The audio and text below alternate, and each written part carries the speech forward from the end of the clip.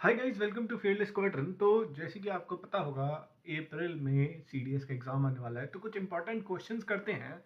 As मतलब पूरे NCERT को मैंने अच्छे से पढ़ा है और उसमें से मेरे को जो इम्पोर्टेंट लगा है उसको हम देखेंगे आज कि इम्पोर्टेंट है, और इसमें से आपका पक्का है कि इसमें से क्वेश्चन ज़रूर आएगा। तो लेट्स स्टार्ट। तो देखो, हम पहले हमने एनसीईआरटी उठाई और उसमें से इम्पोर्टेंट चीज़ अंडरलाइन करी और फिर हमने आपके लिए वीडियो बनाई है। तो देखो, अगर सीडीएस में पूछे कि सेल की डिस्कवरी फर्स्ट डिस्कवर किसने किया था, तो ये इंपॉर्टेंट हो जाता है। फर्स्ट डिस्कवरी जो हुई सेल की, वो रॉबर्ट हुक ने करी इन 1665 के। ये एज एन एमसीक्यू पूछा जा सकता है बायो के सेक्शन में, जीएस के सेक्शन में, तो ये इसलिए इंपॉर्टेंट है। तो आपको याद रखना है कि जो फर्स्ट डिस्कवर किया जिसने सेल को, उनका नाम था रॉबर्ट हुक ने। देखो, जो फ्री लिविंग सेल्स थे उसको डिस्कवर किया लीवन हुक ने। ठीक है, याद रखना, सेल की डिस्कवरी करी रॉबर्ट हुक ने, फ्री लिविंग सेल की डिस्कवरी करी लीवन हॉक ने। ठीक है, न्यूक्लियस की डिस्कवरी किसने करी? उसने करी रॉबर्ट ब्राउन ने। याद रखना, न्यूक्लियस की किसने करी? रॉबर्ट ब्राउन ने। फिर है कि जो प्रोटोप्लाज्म है, उसको जो प्रोटोप्लाज्म टर्म था, मतलब प्रोटोप्लाज्म को प्रोटोप्लाज्म टर्म किसने बोला, किसने ये कॉइन किया टर्म? तो उसकी है पुरकिन जी जो साइंटिस्ट थे, उन्होंने प्रोटोप्लाज्म को ऐसे मतलब प्रोटोप्लाज्म दिया। ठीक है, अब देखो, इंपॉर्टेंट है एकदम ये। जो सेल थ्योरी थी वो प्रपोज करी थी स्लाइडन एंड श्वान ने। याद रखना, जो सेल थ्योरी थी प्रपोज करी थी इन्होंने, लेकिन एक्सपेंड या फिर एक्सप्लेन, ये कह सकते हैं, एक्सप्लेन किसने करी? वर्चुओ ने। ये बहुत इंपॉर्टेंट है। ठीक है, ये मैंने भी सीडीएस का एग्जाम दिया था, क्लियर किया था, तो ये मेरे नोट्स थे जो कि मैंने अब पढ़ के बनाए थे। तो वही नोट्स को मैंने यहाँ पे टाइप फॉर्मेट में आपको, मैं मतलब एनसीईआरटी अगर आप नहीं पढ़ सकते हैं तो ये उसका क्रक्स है, याद रखना। ठीक है, तो ये इंपॉर्टेंट है। Cell theory Schleiden and Schwann ने प्रपोज करी थी, लेकिन उसका अर्लियर एक्सपेंड किसने करी थी? वो था वर्चू। ठीक है, नेक्स्ट चलते हैं। देखो, सेल स्ट्रक्चर एंड टाइप से क्वेश्चन देखो कैसे आएंगे अगर, तो इसी में देखो, प्लाज्मा मेम्ब्रेन के बारे में देखो, इंपॉर्टेंट चीज़ क्या है। प्लाज्मा मेम्ब्रेन क्या है? एक फ्लेक्सिबल लेयर है। ठीक है, याद रखना, क्या है प्लाज्मा मेम्ब्रेन?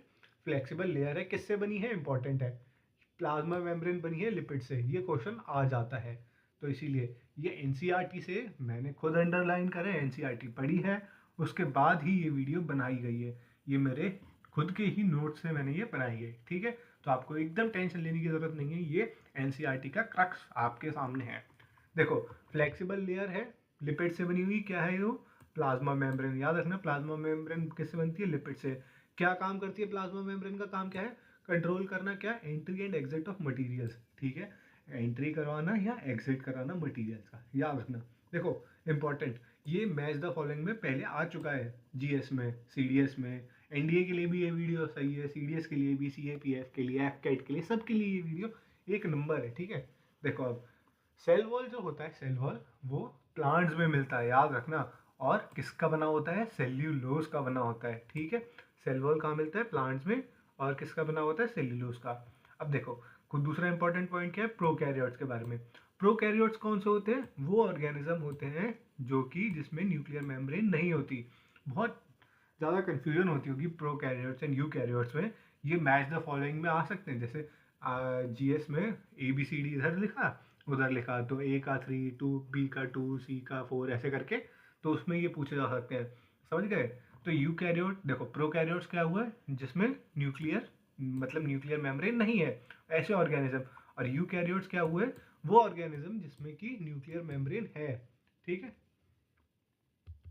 फिर देखो, चलो अब हम पढ़ेंगे ऑर्गेनेलीज और उनके फंक्शंस। ठीक है, देखो, इधर ऑर्गेनेलीज लिखी है सारी और इधर उनके फंक्शंस हैं। ठीक है, देखो, एंडोप्लाज्मिक रेटिकुलम है, उसका फंक्शन देखो, ये है एंडोप्लाज्मिक रेटिकुलम का फंक्शन क्या है। देखो, कैसे एक्ट करता है? एक चैनल की तरह एक्ट करता है जिससे कि प्रोटीन ट्रांसपोर्ट हो सके। एंडोप्लाज्मिक रेटिकुलम क्या ऐसे काम करता है? एक चैनल की तरह काम करता है, किसके लिए? जिससे कि प्रोटीन का ट्रांसपोर्ट हो सके और क्या हो सके? सरफेस मिल सके फॉर बायोकेमिकल एक्टिविटीज़। तो आपको याद रखना है कि एंडोप्लाज्मिक रेटिकुलम का काम क्या हो गया? प्रोटीन ट्रांसपोर्ट का काम हो गया, और सरफेस प्रोवाइड कराता है किसके लिए? बायोकेमिकल एक्टिविटीज़ के लिए। तो ये हमारा हो गया एंडोप्लाज्मिक रेटिकुलम। फिर है गोल्जी अपैरेटस। देखो, गोल्जी अपैरेटस को हम कर लेते हैं ऐसे, रुको, हाँ, देखो, गोल्जी अपैरेटस का क्या काम है? स्टोरेज का काम है, याद रखना। मॉडिफिकेशन का काम है, पैकेजिंग का काम है, और लाइसोसोम फॉर्म करने का काम है। याद रखना, बहुत इंपॉर्टेंट। गोल्गी अपैरेटस का क्या क्या काम है? प्राइमरी फंक्शन क्या है? स्टोरेज, मॉडिफिकेशन, पैकेजिंग और लाइसोसोम बनते हैं यहाँ पे, ठीक है।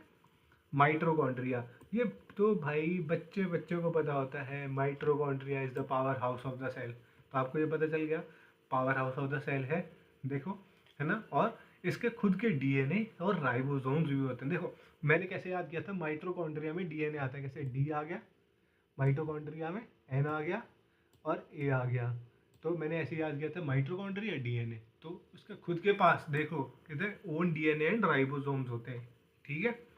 प्लास्टिड, प्लास्टिड का क्या होता है? प्लास्टिड कहाँ प्रेजेंट होता है? बहुत इंपॉर्टेंट क्वेश्चन, देखो ये इंपॉर्टेंट है। प्लास्टिड जो होता है ये आ चुका है पहले। प्लास्टिड जो होता है प्रेजेंट होता है सिर्फ और सिर्फ प्लांट सेल में, याद रखना, present only in plant cell, ठीक है।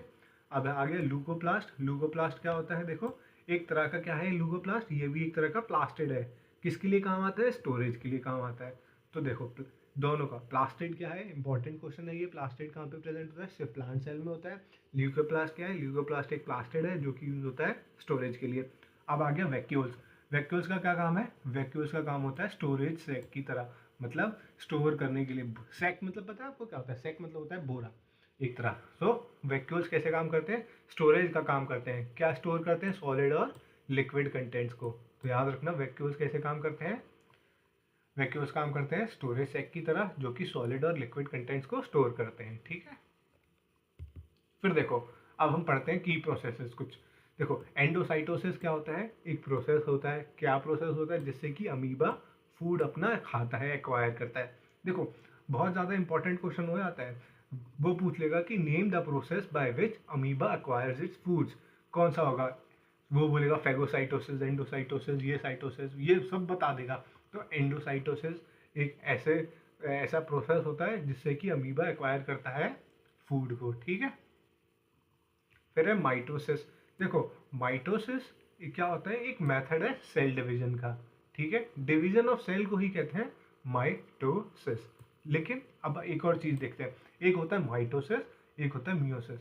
देखो वैसे तो हमें पता है कि यस, ग्रोथ और रिपेयर के लिए हमें पता है कि माइटोसिस होता है क्योंकि सेल डिवीजन होता है। लेकिन इम्पॉर्टेंट चीज है कि एक सेकेंड टाइप का डिवीजन भी होता है, उसे कहते हैं मियोसिस, ठीक है। मियोसिस क्या मतलब मियोसिस किस लिए काम करता है? मियोसिस होता है स्पेसिफिकली रिप्रोडक्टिव सेल्स के लिए, गैमेट्स के लिए। याद रखना है इसको, ऐसे कंफ्यूज मत हो जाना माइटोसिस और मियोसिस में।